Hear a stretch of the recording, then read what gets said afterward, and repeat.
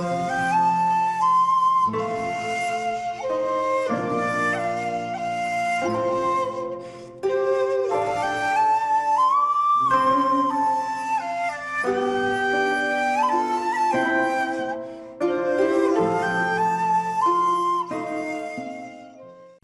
there, this is Solitary Ronan from Solitary Ronan Films, and welcome to an episode of In the Frame. Today I'm going to be talking about the new Indicator, or one of the two new Indicator box sets, Mexico Macabre, which has 4 films in it. As I say, this is one of the two new Indicator box sets, along with From Hollywood to Heaven, which has 13 films. About the films of the Ormond family, who made stripper, gore, burlesque films and ended up making lots of religious Baptist films. I haven't started this one yet. There is 13 films in that set. I still haven't finished the Michael, not Murphy, box set, which had 26 films in it. But I have finished the Mexico Macabre box set.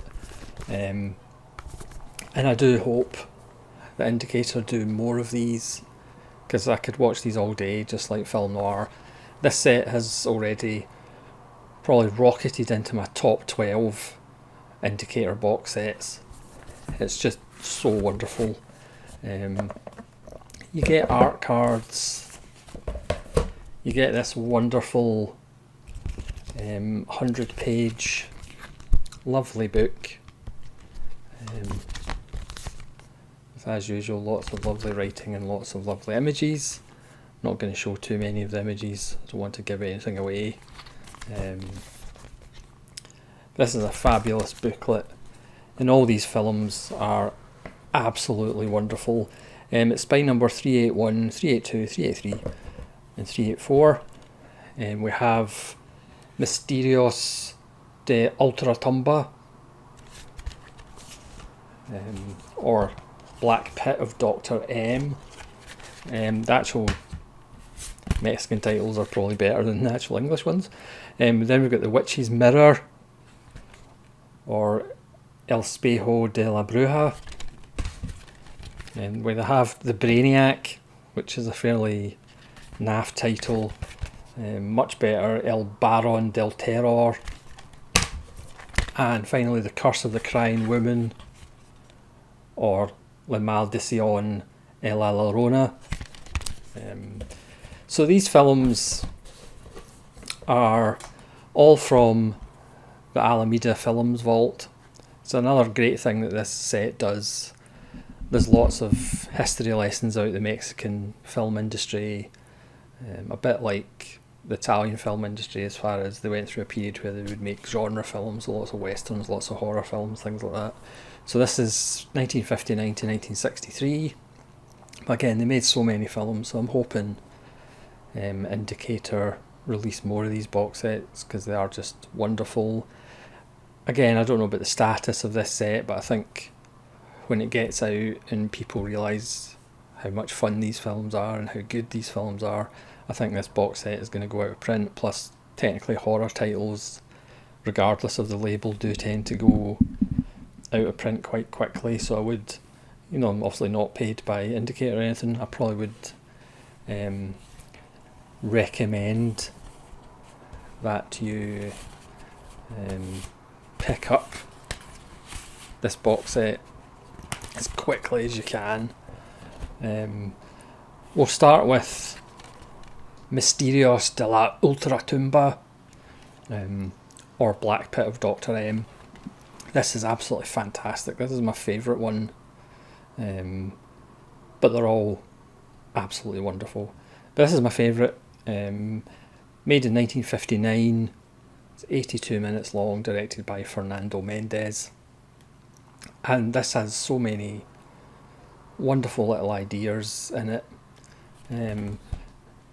We're at the deathbed of a doctor and his friend and colleague, another doctor,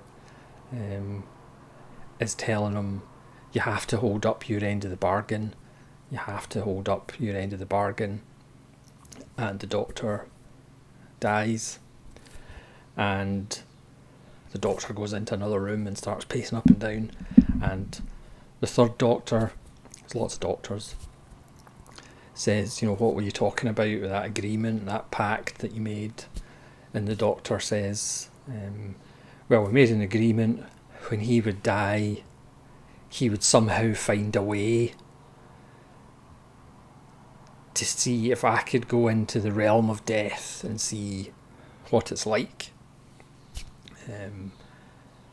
So we then get a seance where he's trying to reach the Doctor, and then we get this prophecy that at a certain date in the future a door will open and then it will close, and between it opening and closing, that's your window of opportunity to come on this journey. So even if you die, you get brought back from the dead. It's a wonderful setup. Again, I'm not going to go into too much detail in these films, apart from to say, if you like the black and white Bava films, especially Mask of Satan or Black Sunday, which one of these films obviously loved, or Georges Franjoul's Les Yeux Sans Visage, which one of these films obviously loved, or the Jacques Tourneur films, or the Corman Poe pictures, or you love your Gothic with sumptuous black and white cinematography, lots of cobwebs, and statues coming alive and stuff like that, this set is going to be up your street. And if it is, I would highly urge you to pick it up because it's just so good. Anyway, you also have the spirit of the dead Doctor turning up. He turns up and tells this showgirl to take this message to the other Doctor. She never met her father, but she's to take this key to the Doctor, and this is a clue to the next bit of the journey to find this door that's going to open and close. Meanwhile, there's, of course, the Doctor works in an insane asylum. Of course he does. And one of the women there is somewhat mentally unstable, and in one of her struggles to get away, she injures one of the orderlies, and he becomes a major character in the story. And there's lots of how's it going to end up, how they're going to figure it out as the clicking talk, and the ticking clock to the moment of this door somewhere opening and closing. It's just full of wonderful kind of philosophical ideas. It's wonderfully paced, looks absolutely gorgeous. The print on Mysterios de Ultratumba, I just like saying Mysterios de Ultratumba if you haven't figured out already.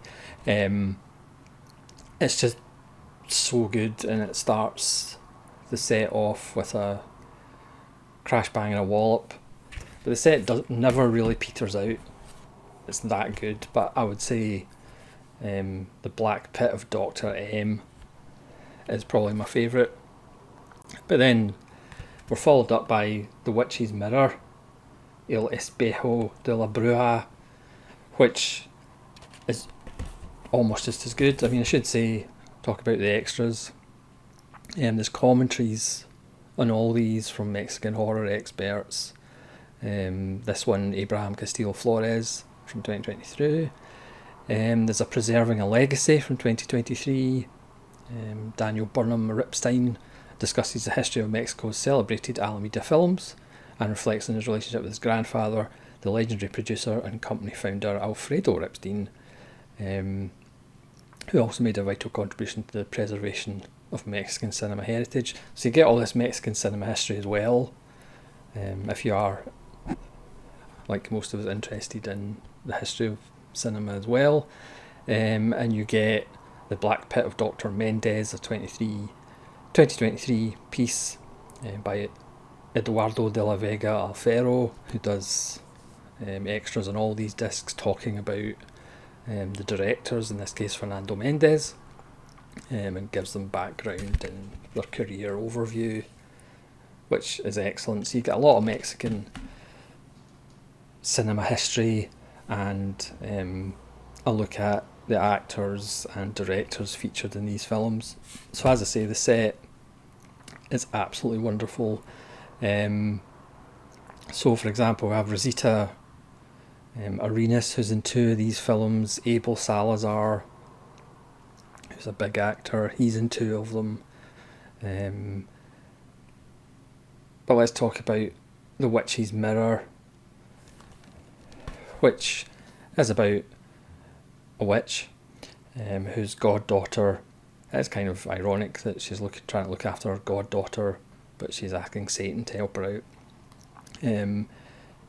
Who, in a wonderful sequence with her mirror, shows that her goddaughter is in danger because her doctor husband is trying to kill her because he's got a fancy woman. And she tries to prevent that.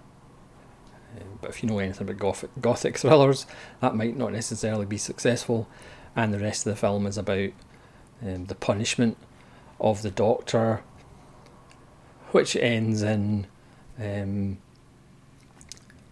new wife being injured in some way, and then we get a eyes without a face routine of the doctor then trying to kill corpses and using body parts.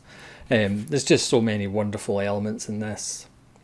Again, beautifully shot, beautiful compositions, lots of cobwebs and skulls and pianos playing themselves and things like that. And great central performance by Rosita Arenas. Just stunning stuff. This is directed by Chano Ureta, who directs 2 of the films in the set. So this one has a commentary by film historian and Mexican cinema specialist David Wilt. And we have a 13-minute interview with Rosita Arenas by Abraham Castillo Flores, filmed at the Academy Museum of Motion Pictures in October 2022. And then we've got Mondo Macabre, Mexican horror movies, a 23-minute piece from 2001 about the Mexican horror scene from the 50s to the 70s, which is excellent. So that's The Witch's Mirror, which is absolutely wonderful. And then we have probably the most bizarre one, The Brainiac, or El Baron del Terror, from 1962. This is also directed by Chano Ureta. This one's fabulous as well, but a little daft. I'm not going to show you the inside, but obviously the cover has something on it. So this is about, we're back in 1661, the Inquisition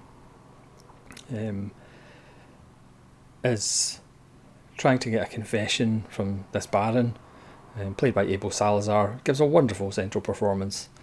And he's like, oh yeah, torture me, I don't care, kill me, I don't care. So he finally gets burned alive, and he's got to wear a wee pokey hat. And he says, I'm going to come back in 300 years and kill all your descendants. You know, we've all seen it before, we've all done it before. So he turns up in 1961, and of course, as all these kind of films, the first thing you see in 1961 is people dancing, which is always wonderful. It follows a couple of astronomy students and the professor who's studying a comet, the same comet that appeared in 1661 when he was being burned alive. But then the comet disappears because the comet was actually a landing vehicle for the Baron del Terror. There's lots of brain eating. There's cops in the case trying to figure out why people have 2 holes in the back of their head. There's wonderful camera work, and again just lots of spooky stuff. The monster is terrifying. in the way that 50s American B-movie monsters were terrifying, but it's just so much fun. It's an absolute joy, and as I said, Abel Salazar's central performance is gripping in more ways than one. He does, control people with his eyes. He's got a great stare. There's a Dracula trick. It's just absolutely wonderful. And then we have finally, sorry, did I go for the extras? I didn't, did I? There's another audio commentary and brain nibbling with the publisher of a couple of books, Keith J. Rainville, 2023. There's a 24-minute piece on Chano Ureta, the director, again by Eduardo de la Vega Alfaro. Again, silly and daft, but just wonderfully executed, and again, looks fabulous. There's a wee bit of grain and marks on this one, but there's not a lot, and again, we're lucky to have these films, to be honest. So finally, in 1963, the Maldición de la Llorona, or The Curse of the Crying Woman. Obviously there's lots of Llorona films. Indicator themselves released the silent version along with Phantom Monastery, both essential pickups from Indicator. If you haven't got them already, I would highly recommend them. You can tell by the cover, this is the one that's somewhat influenced by Black Sunday by Bava. And again, this has Rosita Arenas and Abel Salazar, and Rita Macedo is in this one as well. The extras are by academic and Latin American horror specialist Valeria Villegas Linval, also known as Moreno de Fuego. The daughters of La Llorona, the actor, producer and singer, Ulicia Delano Macedeo and Cecilia Fuentes Macedo. Remember the peculiar relationship they had with their mother, Mexican screen icon Rita Macedo, and Daydreams and Nightmares, a 20-minute piece by Eduardo de la Vega Alfaro on the director Rafael Baladon. So this one, again, is wonderful. It's about curses, bringing back the dead, resurrection. It's certainly a female-centred film, and it's absolutely wonderful. I mean, again, all these films under 85 minutes, they just rattle through, beautifully shot, great central performances, and they're just an absolute joy. And again, the extras, you get to know the directors and their history a little bit more, and you get a wonderful view of the Mexican film industry and the history of the Mexican film industry. And again, if you're into that kind of thing, as I say, this is an essential pickup if you're into horror films or kind of the history of Mexican cinema. And I do hope they do actually release more, because there's obviously some vital Mexican horror films that are mentioned in one of the extras, like The Vampire and things like that hopefully Indicator might release another box set of. You'll find out what this is if you watch one of the films. Yeah. But this is just absolutely fantastic. As usual, Indicator, lots of wonderful extras, a lovely booklet, and just a tremendous box set. Certainly one of my favourite box sets. I was looking forward to it when it was announced, and it certainly doesn't disappoint. Tremendous stuff. So thanks very much for watching, and I hope you go out and buy it. I hope it does go out of stock, so Indicator realise, hang on a second, people want to see Mexican horror films from the late 50s and 60s, and they get the rights to some more. So thanks very much for watching. Please let me know if you've seen The Black Pit of Dr. M, The Witch's Mirror, The Brainiac and The Curse of the Crying Woman, and what you thought of them. And hopefully you'll join me again for more episodes of In the Frame.